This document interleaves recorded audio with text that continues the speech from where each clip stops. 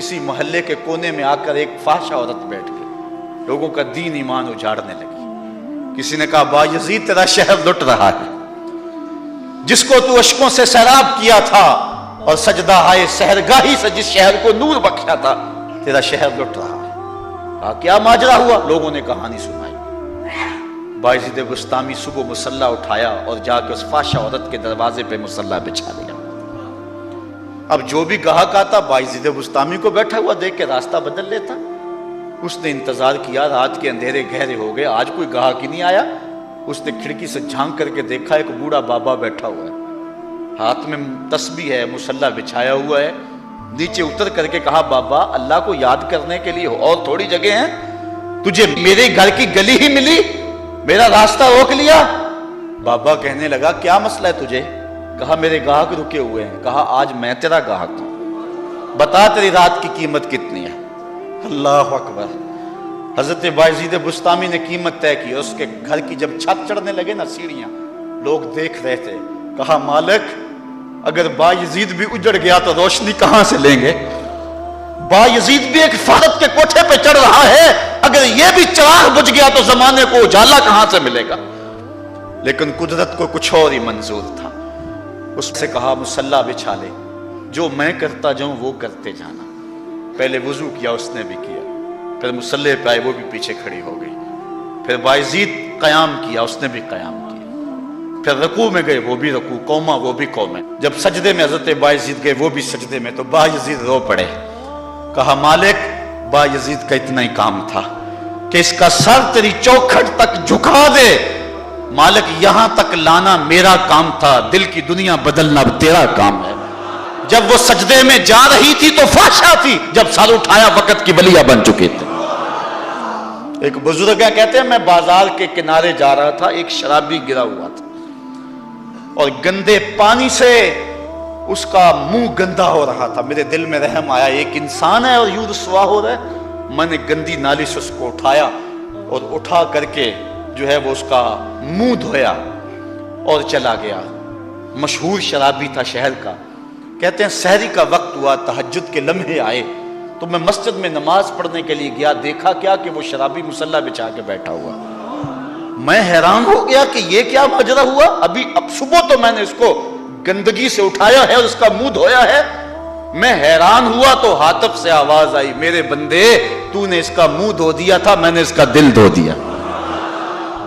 صاحب وہ اپنا کام کریں، کوشش کریں، کھینچ کے لے آئیں کسی کو مسجد میں، اور پھر دیکھنا رب کے رنگ، وہ بڑا کریم ہے، وہ بڑا رحیم ہے۔ آئیے آج کی اس مجلس میں ہم یہ عزم لے کر کے جائیں۔ اپنے لیے میرا نہیں خیال کہ اس بڑے مجمع میں کوئی ایسا شخص اب رہے گا جو نماز چھوڑ سکے گا، انشاءاللہ نہیں چھوڑ سکے گا اللہ کی توفیق سے۔ یہ آپ کی آنکھوں میں تیرتے ہوئے آنسو گواہی دے رہے ہیں کہ رسول اللہ کی نگاہ بھی ہو رہی ہے اور اللہ کا کرم بھی اتر رہا ہے۔ میرا نہیں خیال کہ یہاں سے اٹھ کر کوئی شخص جو ہے جا کے نماز چھوڑے، لیکن اب ہم نے آگے کام کرنا ہے اپنے گھروں۔ اچھا بعض والدین کی ایک سستی ہے، وہ آتے جناب تعویذ کر دو، ہماری اولاد نماز نہیں پڑھتی، بچے نماز نہیں پڑھتے، اور کہتے ہیں جی ہماری تو چلو گزر گئی، ہم تو نہیں پڑھتے، یہ تو پڑھیں۔ میں کہتا ہوں یہ کیوں پڑھیں جب تم نہیں پڑھتے؟ الولد سر لابیہ، بیٹا باپ کا راز ہوتا ہے۔